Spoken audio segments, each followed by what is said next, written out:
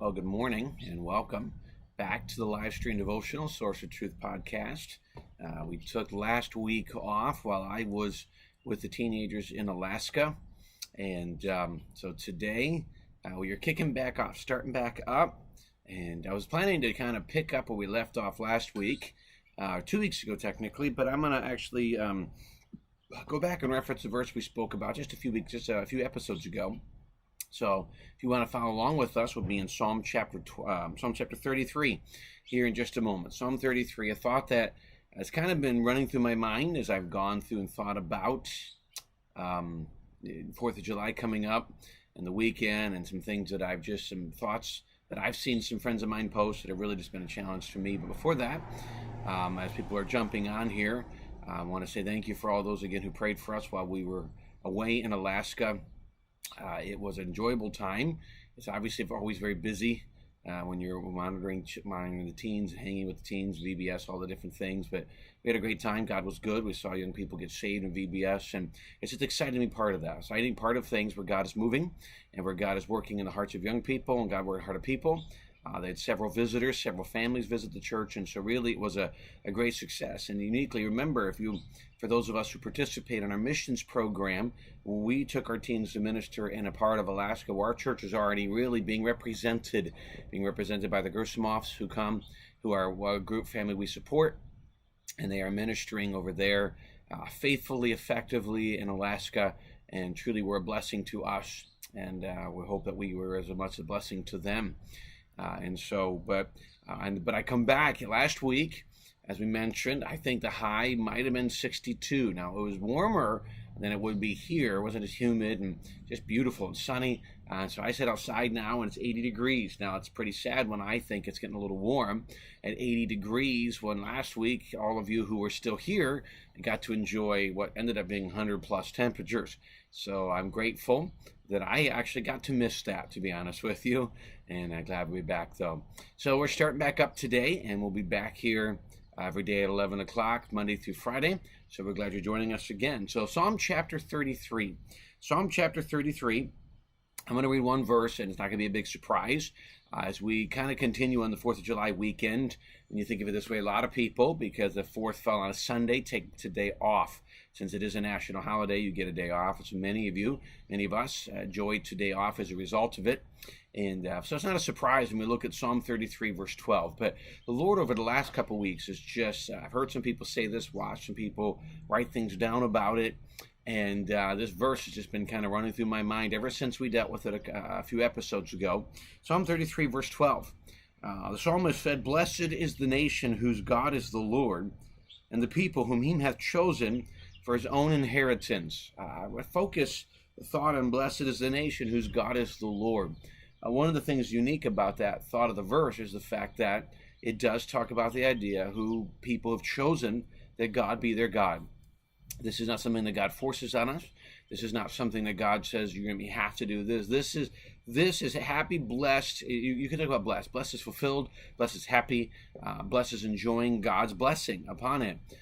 Whose nation that's chosen for God to be their God. Now, a lot of times it's easy for us. And I think one of the things that has hit me is I've watched some people, read some people state things about this, and I have been evaluating this over the last couple of weeks, and it really has resonated with me over some thoughts and just ways that I've approached some of the things going on in politics, things like that, and ways I've seen our churches, our Christians across board, at least on social media, approach it. And there's some thoughts that really hit me. And please remember that what this is speaking of, who's the nation who chooses God to be the Lord, this is not referencing government. God ordained government, but he ordained family first, church second, then government. And if we're going to enjoy God's blessing, it's not going to be found in the government. It's going to be found, first of all, in families who put God first. And then two, whose churches who put God first. Now, I find it interesting. You say, wait a minute, church putting God first is kind of redundant. No, it's not. Sometimes church can become an institution. We saw that when Jesus came to the earth. He came to the earth, and this place, this institution of Judaism that God had established in the Old Testament had gone so far from God in anything that he actually taught that it was one of the most pagan religious institutions out there, and it totally turned its back on God. And so just because a church even preaches the word of God things. That doesn't mean all the people have embraced God as their God. And I don't mean salvation too, might be saved, but I mean where God is the leader, where the theme verse of our podcast here, thy word is a lamp unto my feet and a light unto my path, where God is what God and his word is what I follow, not my opinion, not my frustrations, whatever. God and his word is what I follow. So as I've been evaluating this, there's been three thoughts that have gone through my mind about on this 4th of July week and what we have been given in our country. And I hope you understand that. I hope that what we're going to try and blend over here over the next 5 to 7 minutes is going to be a blend of patriotism, but a blend also of what that means for us. So number one, we see that our country is a gift. Our country is a gift. Our country is very, very young still, not even 300 years old. We think of some nations that have been around for, much, much longer than that. And the ebbs and flows they've gone through. A few years ago, we had the privilege of taking another group of teenagers to Italy. And when we got to Italy, we got to walk through the ruins where the Apostle Paul walked. We got to the prison where he's probably at. I thought, man, this is thousands of years old. And at one point where the Roman Empire kind of ruled the world, the known world at that point. When we think about how old it really is and how just in a couple hundred years, our country, we think about all that's been able to accomplish in a couple hundred years. I mean, it has brought so much to the entire world in such a short period of time. But it's also, taken the realm of gone from a nation that, as a nation, just accepted God to a nation that is fighting hard to split us and to pull us away from God, at least from some of its leaders and some of its people in the media and things of that nature. Can I tell you, I hope we think that's the one thought. People like the media can't pull people away from God who aren't already thinking about it. So something to consider. I can't be pulled away from something that I love and that I believe. I don't care who on the media or who in White House says it.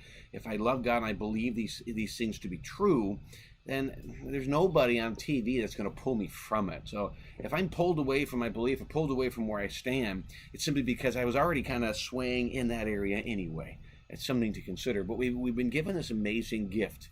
Now you look at our founding documents that have God all the way through it, and I believe that one of the reasons that this nation's been blessed is because it is a nation where God has been exalted, at least, in allowing these churches. But right now we still have religious freedom, allowing the churches to be able to worship and things of that nature.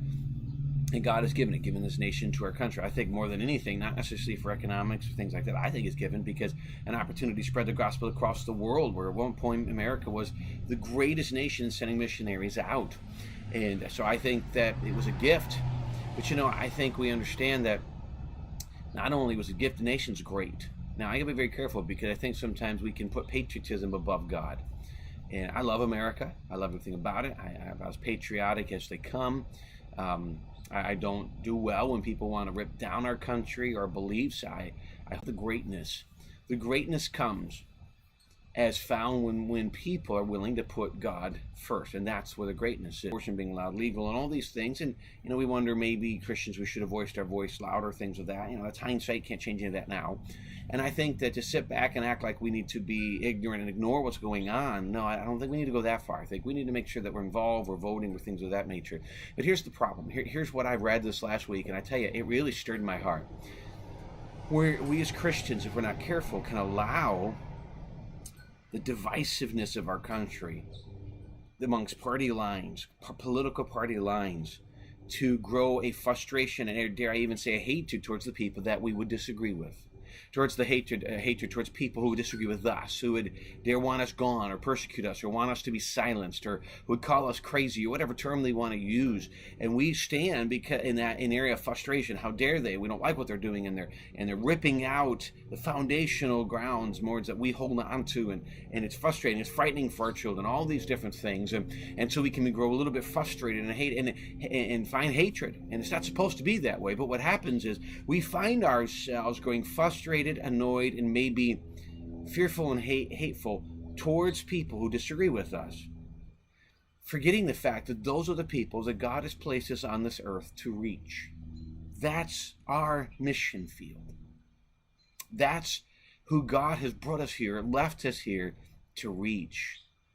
And Satan wants us to be consumed with the politics. Consumed. If we see somebody who disagrees with us and they have a flag or they look a certain way or whatever, he wants us to be consumed in how dare they with the political aspect of it. can I tell you, I said this yesterday in church, and I believe this. As long as we keep following, and I'm a patriot. I love our country, and I want God to be honored in it. But as long as we allow the politics to define us, I think we lose out on the opportunity for us to reach other people. And that's been something that I say the last couple of weeks is really, I read this a couple of weeks ago, and really has been challenging to me. As much as, we need to be involved, I think the divisiveness, and it should wake up the Christian realm. We should be voting. We should be voting on our biblical values. We have opportunities. We have been a gift, and it's great, and we want to keep it that way, and so we should be involved. But that should not be the driving force. And I dare say, personally, I think I find that we have, in the last few years, through the last election, our last couple elections, become so actively involved, or at least talking about politics. Boy, what would it be like if we were as involved in sharing the love of Jesus as we are our view on politics, or this president or that president? Because I'm going to tell you, hopefully we're going to have people from every different political background or belief walk through our church. I hope so. Because we want people from every background to come to church, because that's how they're going to hear about Jesus. And we want that. We want them to come. And so, we should offer love, and these things should be set aside and should be secondary, while we should be involved secondary to what God places here, because blessed is the nation whose God is the Lord. Where does that start? It doesn't start in government. It starts in our homes, number one, then it starts in our churches. But church only grows and flourishes when God becomes important in the home. Because when God becomes important in the home, then he becomes important in the church, because that's what the church is based out of, is homes.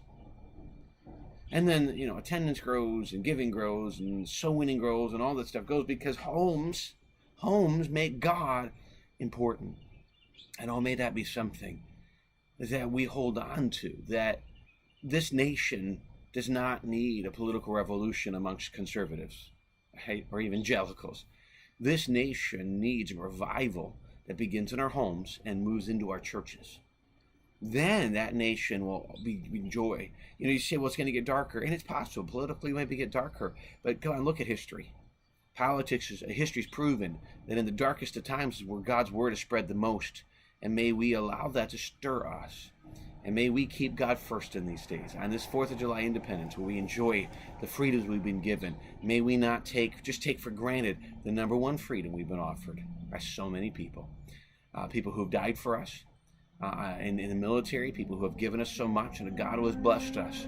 And may we take advantage of that and keep our eyes focused upon Jesus. And remember, that is why we're here. That is the blessing of this great country that God has gifted to us.